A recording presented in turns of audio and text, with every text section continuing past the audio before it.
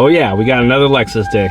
Good morning, good afternoon, good evening, wherever you are in the world. Welcome back to the channel. Yeah, again, we have another Lexus day. I did mention that we were going to work on the LS430 a little bit, but that's not what today is. Sorry, I'm looking for my garage door opener. All right, let's go. But yeah, that's not what today's video is about. You see the thumbnail today is actually about why I love this car. Yeah, why I love the LS430. But also, there's something about it. I don't want to say a deal breaker because I got the car, so it's not like a deal has been broken, but something that has me considering some moves. But we'll get into that later. For now, let's go for a little drive. Before we really get into why I love this car, there are a few things that are particular about this car. So one, it's a 2005, which means it's after they've done the facelift. The other thing is that this trim is the UL, so it's the ultra luxury. So that's another thing to keep note of. The last thing you should take note of, as I'm telling you why I love this car, is that I drive it 2 to 3 days a week, so it's not a daily for me. So those are, yeah, a few things to consider. After the facelift, which means LED taillight, the updated headlights, UL, the ultra luxury, which means the biggest thing about the UL is the suspension. It's the air suspension, stock air suspension, and the fact that, yeah, I don't daily drive it per se. 2 to 3 days a week is what I do. But when I do drive it, I drive it, 30 to 60 miles. So it gives you a good enough drive to know like what it's like on a daily, kind of, if that makes sense. We'll go to the first thing I love about it, and yeah, that overall has to be how smooth this thing drives. That air suspension. So again, I don't know if it's something, obviously the UL, it should be a smoother drive than the normal one, but absolutely just super smooth driving, super comfortable, gets you over bumps and potholes like nothing else. Just such a smooth drive. And then just the overall luxuries about it. Like, there was things I think I didn't mention when I first introduced the car to you guys. If you guys don't remember that video, I'll link it below. But one is the adaptive windshield wipers, which is like, yeah, you don't really think about it, but like, I leave the windshield wipers on, and pretty much when it's dry, the wipers are not moving at all. As the rain progresses, it starts wiping faster, slower. It just adaptive. So like, it adapts to the weather, and that's pretty cool. Like, right now here in the Bay Area, I mean, you see me, I'm all like layered up. It's cold, it's rainy, and it's nice to just have it on. And whenever the rain, because right now it's been on and off rain, it just turns on its own automatically, and it adjusts automatically. I love it, absolutely love it. All right, here we are. Yeah, one of my favorite places to be over here, Old Niles. Really nice, especially during the holidays. So we'll just pop in right here real quick and stop and talk. You can see the old train there, really nice. I'm gonna check out the old Mustang, really nice. Right, so yeah, pretty much the luxury things about this car, I've actually started to notice them more now that it's winter. You're driving in the rain, and it's the rain does not faze this car at all whatsoever. As the time gets darker, you start to notice the little things like the car lighting up for you as you approach it. Also, with the holidays, just having to drive people around in the back, especially older folk. Just an example, there was a couple of people in the back doing their makeup, and it has the vanity mirrors in the back. So luxuries like that don't necessarily have to do with me using the car, but also other folks using the car have come in handy. The butt warmers in the back and in the front, just like just this time of the year, you could really see how the luxuries of this car really come in handy. If there was a certain thing about it that wasn't that bad in these times, I would love to daily drive this car.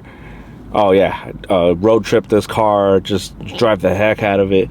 And yeah, it's definitely not, the engine is solid.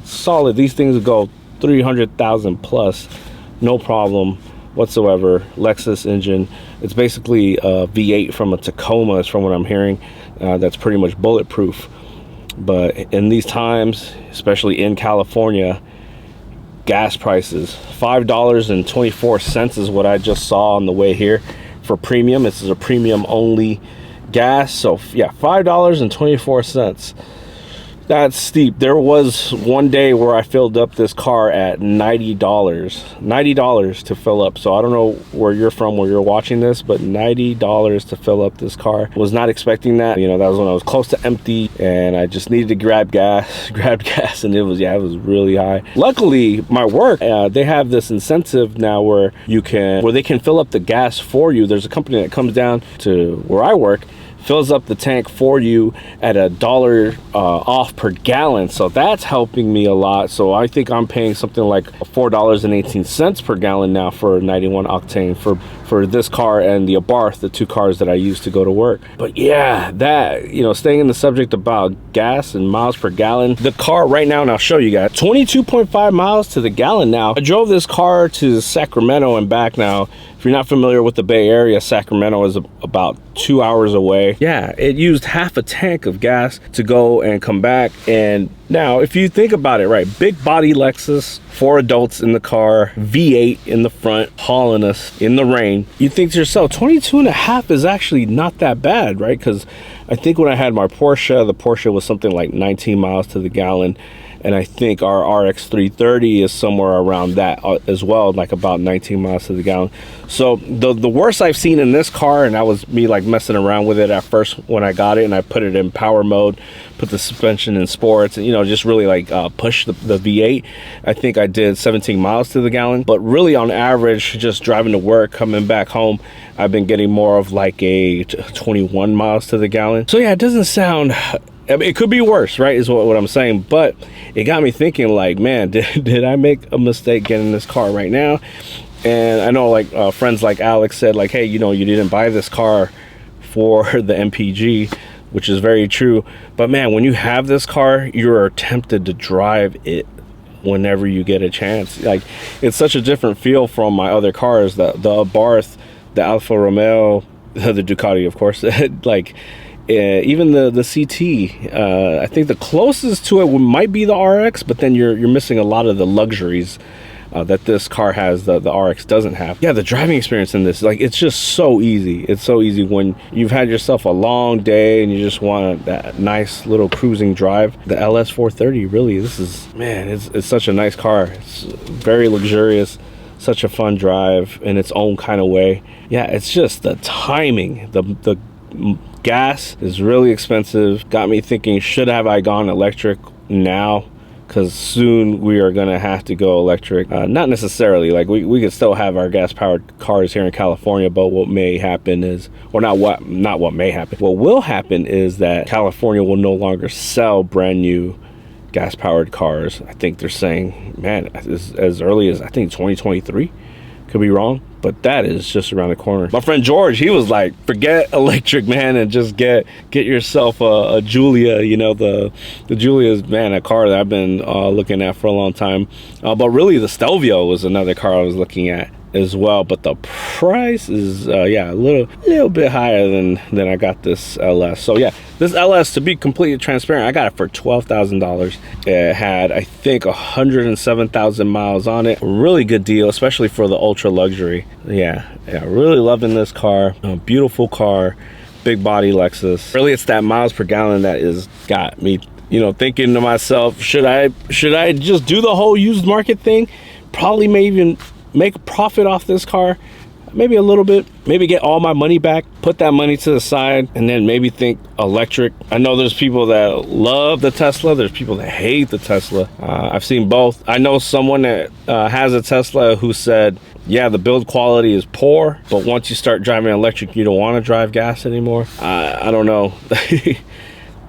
That's, I mean, when you start driving things like the Alfa Romeo, you tend to disagree with comments like that. So I don't know about all that, but in my situation right now, as far as commuting, going to work, and yeah, I don't have to use this car to go to work. I could just beat the hell out the Abarth, but I don't want to do that either. I want to start working on the Abarth, and maybe working on the Abarth will prevent me from being able to drive it to work. And I definitely don't want to drive the Alfa Romeo, so that's kind of why I got this LS 430. But yeah, that MPG is crazy. Another thing I forgot to mention, yeah, is the trunk. The trunk space was huge. Went to Sacramento, brought a bunch of gifts, an ice cooler, Just a lot of things in the trunk, no problem. Still had some extra space for adults. Just awesome luxury, does it all. But that MPG, man, that's what gets me.